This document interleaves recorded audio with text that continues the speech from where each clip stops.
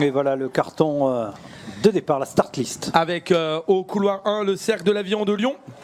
Au couloir 2, le Club Nautique de Libourne. Au couloir 3, le Cercle de l'Aviron de Nantes. Au couloir 4, la Société des Régates Mâconnaise.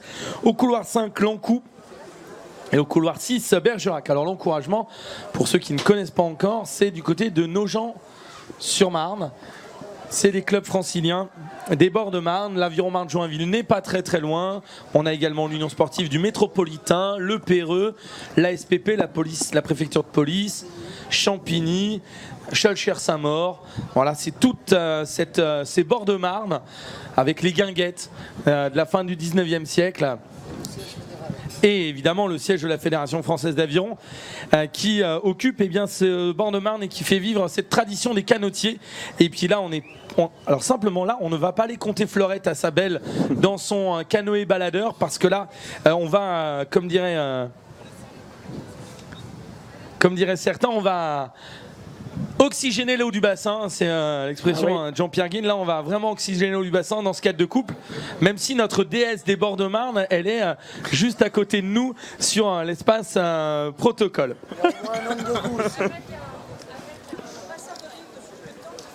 Et c'est vrai que grâce à Virginie Tollard et tous ses tweets et ses infos Facebook, on a vu la réouverture du passeur de Nogent qui ramène vers l'espace des guinguettes des bords de Marne. On arrive à avoir une vie qui revient du côté de Nogent sur la belle époque des bords de Marne. Les superbes images de la zone de départ, on avait une vue aérienne de ces 4 de couple. Eh bien, je vais y arriver avec ma voix. En parlant des bords de Marne, l'arbitre qui est au start, si je ne me trompe pas, est lui pensionnaire de l'Aviron Marne-Joinville. Philippe Marillot, arbitre international. On a dans nos arbitres français, on a une quinzaine d'arbitres internationaux qui officient, et Philippe Marillot, entre autres, il était sur les équipes de la deuxième étape de Coupe du Monde à Poznan, il n'y a pas si longtemps que ça. Tout à fait. L'aviron français, c'est évidemment les rameurs, les rameuses, mais c'est aussi les arbitres, c'est tous les bénévoles. Et là, vous avez encore des bénévoles de très grande qualité dans le corps arbitral de ce championnat de France. Et départ qui devrait être donné d'ici 1 minute environ. On va voir les rameurs progressivement se placer en position. Voilà, c'est l'appel. On se met en position. Le départ devrait être donné d'ici quelques secondes. On est en position. En 3/4 coulisses, logiquement. Voilà, on redresse les bateaux. Il y a un bateau légèrement en travers au couloir 5. Et c'est parti. Le départ vient d'être donné à l'instant. Pas de faux départ. Tout est régulier. On a jailli des starts. On déplace cette embarcation. Voilà, très beau départ effectué au couloir 4 par les régates mâconnaises. Également au couloir 1 du côté du CA Lyon. Mais on est très bien parti du côté du CA Nantes également. Il y a un bateau qui pour l'instant est un tout petit peu rentré, c'est l'Ankou, couloir 5, mais c'est en tout cas un très très bon départ de Mâcon, le quatuor Gauthier, Corsin, Philippe Dousseau qui nous habitue toujours à des courses très très intenses. Mais c'est du côté de CA Lyon qu'on est aussi très très bien parti, car on pointe mais en première position après juste 45 secondes de course. Voilà, donc très très beau départ réalisé par le CA Lyon. Alors on a pris le train peut-être un peu plus tôt du côté des régates mâconnaises. On a placé une série supplémentaire du côté du CA Lyon pour essayer justement de se placer le mieux possible en tête de course. Ce sont des stratégies, voilà, les images que l'on peut avoir. Oui, avec donc 2 bateaux qui sont aux avant-postes, le CA Lyon et les régates mâconnaises, couloir 1 et couloir 4. Et ensuite il y a un trio emmené par Bergerac, Libourne, le CA Nantes et ferme la marche pour l'instant l'Ankou, Mathieu. Et oui, on a vu vraiment ces 2 bateaux qui sont le CA Lyon et Mâcon en tête. On les voit donc sur la gauche et au centre de votre écran. Et bien là c'est Mâcon au premier plan avec donc les Romain Gauthier, Thibaut Corson, Louis-Philippe Enzo Dousseau, les noms qui se sont affichés, et Mâcon qui est en train maintenant même de faire l'effort pour se repositionner seul en tête. Ouais, on est dans le passage du premier 500 avec Mâcon, le CA Lyon, et ensuite il faut aller chercher bien particulièrement Libourne là, qui semble Luc vouloir revenir, couloir 2. Oui, Libourne qui est en train de produire son effort. En fait, 3 embarcations qui sont en train d'essayer de prendre le large. Bien sûr, Mâcon, Libourne qui s'invite, si je puis dire, et le CA Lyon. Libourne au couloir 2 et le CA Lyon au couloir 1. Voilà Libourne, pour l'instant, les animateurs de la course à l'image. On peut les voir en train de produire leur effort. voilà, au couloir 2. Le pointage au premier 500, 1500 mètres restants à faire, c'est Mâcon. Le C à Lyon, il y avait toujours Bergerac qui avait pris un très grand départ. Couloir 6 qu'il faut garder, mais qui semble marquer un peu le pas maintenant. Et avec Libourne qui revient du côté du couloir 2, alors que Libourne, eh bien, c'est la grande ville, le grand port de sortie des vignobles de Saint-Émilion, de Pomerol, de Fronsac. C'est là la grande richesse de Libourne au Moyen-Âge et qui fait sa renommée, grande ville marchande, eh bien, de Gironde, là, qui maintenant est en train de rouler son tonneau peut-être vers un podium. Et on peut remercier Napoléon. Exactement. Avec du côté du Cercle de l'Aviron de Lyon, il faut savoir, c'est l'un des 3 clubs issus de l'éclatement des régates lyonnaises, qui était le club d'origine de Lyon. Et le Cercle de l'Aviron de Lyon est composé à l'origine en 1890 des ouvriers et des fabricants de la soie, les soyeux lyonnais, qui avaient créé leur club issu de la bande d'Oie, une bande de 4 copains qui avaient fondé ce club des soyeux qui maintenant occupe les couleurs bleu ciel et bleu foncé d'Oxford Cambridge. Eh bien les Lyonnais là qui se sentent légèrement menacés maintenant par un possible retour des Libournais. On le voit à l'image de ce duel qui est en train de se profiler pour la 2e et la 3e place dans cette grande finale. Alors que devant c'est bien les Mâconnais, terre de la Martine, qui occupe là encore le commandement. Voilà le pointage à la mi-parcours, on le voit. Mâcon en tête, 2e position, le C à Lyon 3e. Eh bien c'est pour Libourne, 4e. Le retour du C à Nantes, 5e Bergerac et 6e définitivement Lancoux. Oui, mais les Mâconnais, oui. les Mâconnais tiennent la marge. Tout à fait, les Mâconnais bien en tête, mais c'est Libourne qui est en train de se porter à la hauteur du C à Lyon et qui est peut-être en train de prendre une option pour la seconde position. C'est ce qu'ils sont en train de réaliser à 750 mètres de la ligne d'arrivée. Après, derrière, ça va être compliqué pour le C à Nantes, pour Lancoux et pour Bergerac de revenir. Néanmoins, il va falloir se méfier. On verra si le C à Lyon tient jusqu'au bout. Voilà, c'est ça. Et les Nantais, il va falloir faire attention, ce couloir Dossard 3 là, des Nantais qui essaie de recoller sur le Cercle de l'Aviron de Lyon, qui est entre guillemets, si on peut le dire, le bateau à abattre, en tout cas le bateau qu'on peut sentir fragile sur la fin de parcours. Le très très gros retour à l'instant là du Cercle de l'Aviron de Nantes. Les Nantais, les Ligériens là qui font vraiment l'effort pour tenter de rester au contact de ce groupe de 3 et espérer peut-être une défaillance soit du C à Lyon ou du club nautique de Libourne. En tout cas, il va falloir voir à l'entrée des 250 où se trouvent les bateaux. L'idée, c'est d'être le plus proche possible de la tête de course à l'entrée des 250 pour pouvoir, sur l'enlevage, espérer ravir une place supplémentaire sur le podium. Oui, du côté des Nantais, c'est un retour dantesque.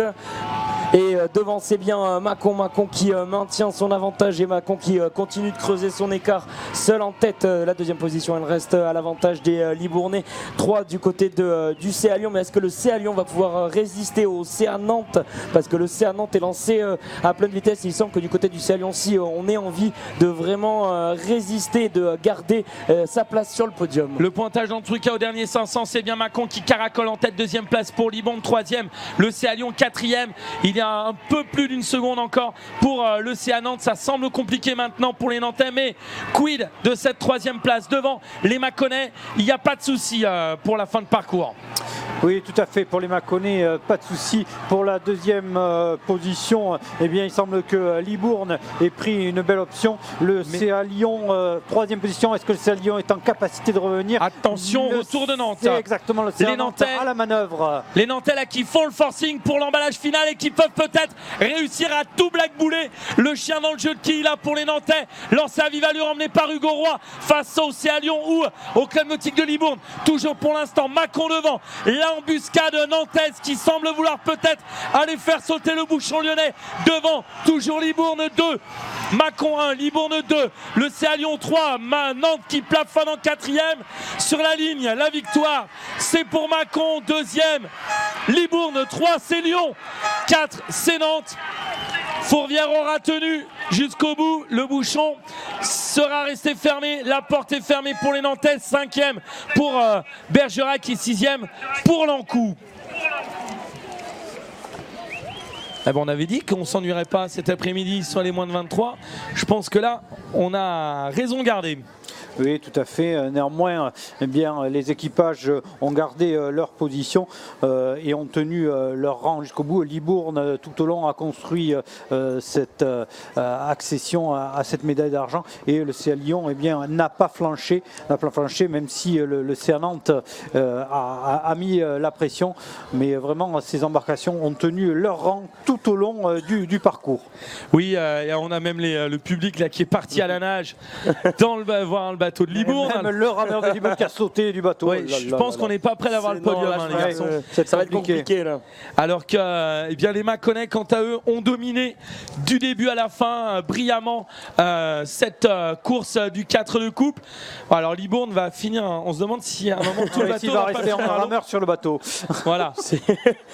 On rappelle que la règle normalement c'est de passer la ligne avec tout l'équipage dans le bateau. C'est bon, la ligne est passée. Voilà, le rameur remonte dans le bateau. Ah non, là c'est pas le rameur. Hein. C'est les supporters. C'est le supporter là, un qui a déjà ramé avec eux quand ils étaient dans d'autres associations dans ce même club. Mais ce n'est pas le rameur. On a perdu la nage de Libourne, je crois.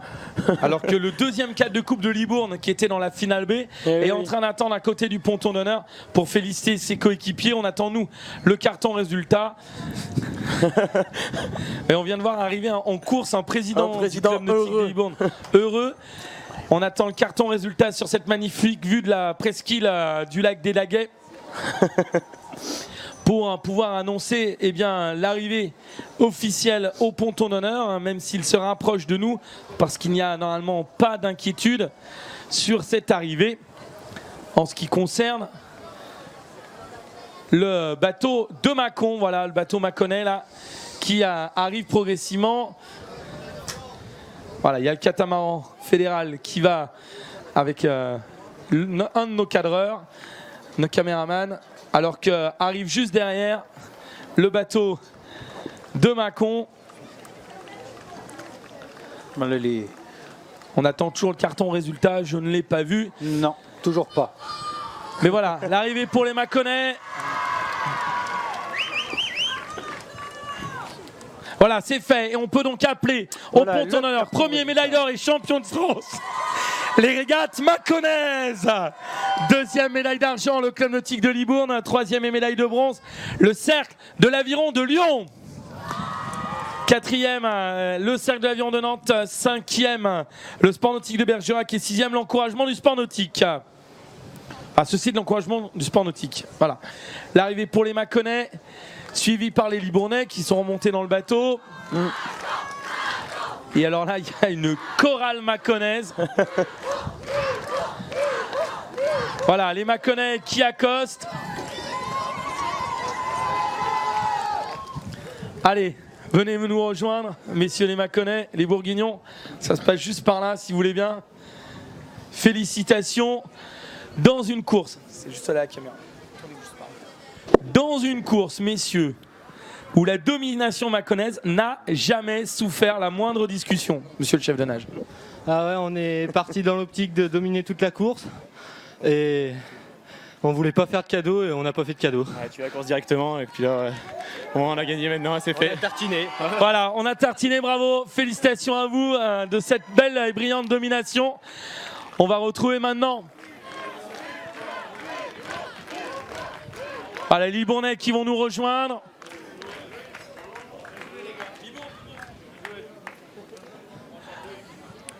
Voilà, il nous manque un rameur de Libourne. Allez, venez par là, Libourne à la maison. Magnifique, mais magnifique médaille d'argent. Contrer les Lyonnais jusqu'au bout, contrer tout le monde, le retour potentiel du CA Nantes et asseoir la médaille d'argent. Ah, c'est sûr, ça fait plaisir. Hein. Attendez, je reprends un peu mon souffle. Ouais, en fait, on est content de cette médaille parce qu'on est 6 juniors et puis on est 3 juniors, puis on est avec Damien en senior 1 qui nous a apporté son expérience au fil pour monter ce bateau. Puis on remercie aussi Gauthier, Alex, Isa, nos encadrants, nos entraîneurs. Puis voilà, c'est cool. Merci. Merci beaucoup. Alors qu'on retrouve très rapidement les Lyonnais du cercle de l'aviron de Lyon. On est par là les garçons. Pardon, félicitations. Merci. Bien joué. Allez, venez juste par là.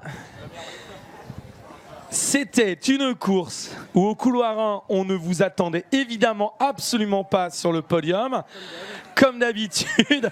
En tout cas, c'est parti, ça a tenu de bout en bout et ça n'a même pas craqué face au retour du CA Nantes. Bah ouais, c'est vrai. Bon, bah voilà, on a tout simplement essayé d'attaquer.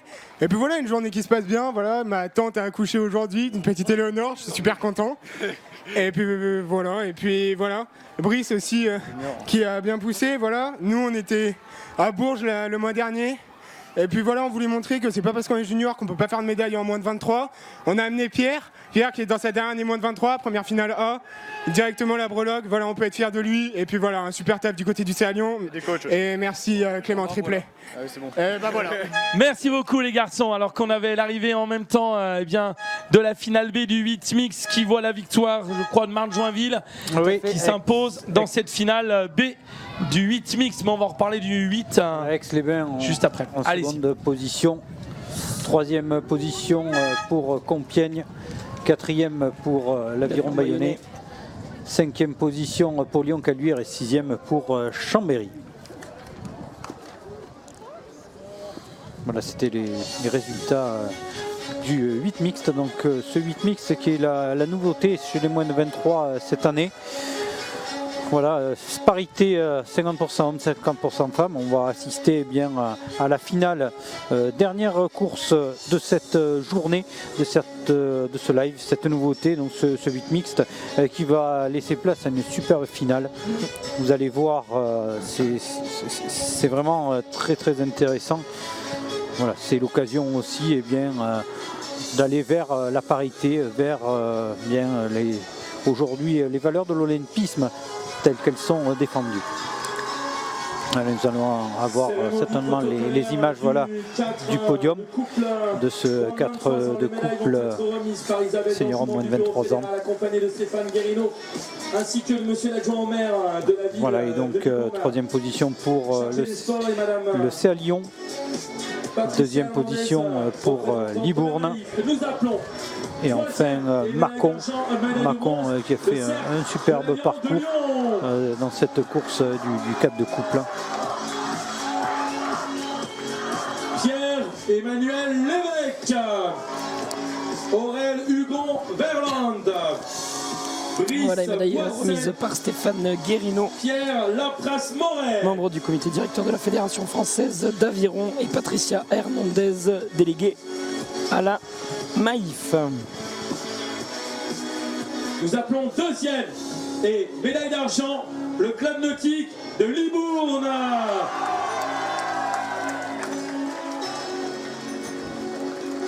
Pour Libourne, il y a Alban Ménard, Grégoire Biro, Damien Ploudot. Et du côté des Libournais, c'est Isabelle d'Anjou qui remet les médailles en compagnie de Jean-Louis Arcaraz, adjoint au maire de la ville de Libourne en charge des sports. Isabelle d'Anjou, membre du comité directeur de la Fédération française d'aviron, et à préciser quand même, chef de base Ici même à Libourne. Tout à fait. Voilà, et les rameurs des régates mâconnaises Thibaut Corsin, qui reçoivent les médailles d'Isabelle d'Anjou et du président du club de Libourne, Xavier Buffo. Voilà. Le t-shirt de champion de France. Et nous allons d'ici quelques minutes passer bien la dernière course de la journée, le 8, ce 8 mixte. Sébastien, nouveauté 2019 de ces championnats seniors moins de 23. Voilà, alors c'est pas une nouveauté complète parce qu'on l'a déjà vécu depuis quelques années ensemble, Luc, sur les championnats de France sprint où on a 3 bateaux mixtes, le 2 de couple, le 4 de couple et le 8 mixte. Et bien là, ça monte sur 2000 mètres. Ça, c'est la vraie nouveauté. C'est sur la distance olympique et ça permet évidemment un travail à l'intérieur des clubs. Vous l'avez parlé, c'est évidemment la mixité garçon-fille. C'est vraiment quelque chose qui tient à cœur, au cœur du projet fédéral, la promotion de toutes les facettes de l'avion. Et ce travail, il est recherché et demandé par les athlètes, rameuses et rameurs confondus, parce qu'on ne travaille pas de la même manière en 8 mixte. Il faut allier toutes les forces de chacune et de chacun. Et on va retrouver dans cette finale du 8 mixte, alors que l'on remonte littéralement au départ. C'est toute la difficulté d'un 8 mixte ou d'un bateau mixte, c'est qu'il faut ramer pour le rameur, si je puis dire, le plus faible, pour pouvoir avoir une performance au rendez-vous, parce que sinon, et en plus sur 2000, on peut entre guillemets